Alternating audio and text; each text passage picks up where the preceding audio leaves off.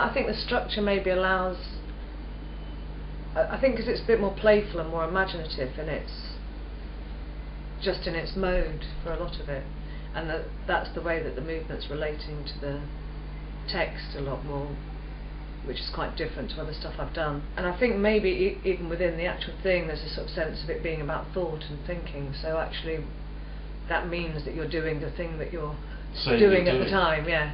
So it sort of allows, I mean it's still pretty tightly structured actually, but maybe the methods and the way that you do it is much freer. I mean a lot of that sort of early section of,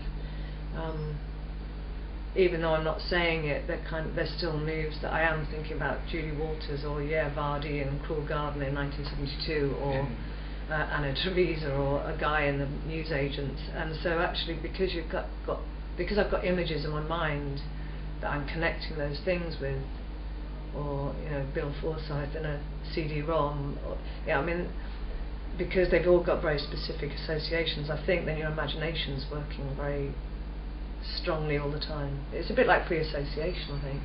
Now thinking about the piece and the fact that I mean it's quite handy to have these gaps where you sort of then reflect back on the thing that you did, and after a few months you sort of go, I now feel like that movement section early on, it's got a loose structure, but I think it could go much further, and it sort of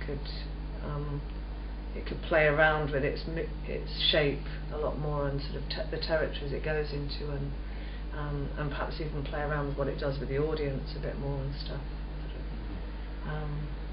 So I kind of think it's there as a fairly good embryonic structure, but it could go.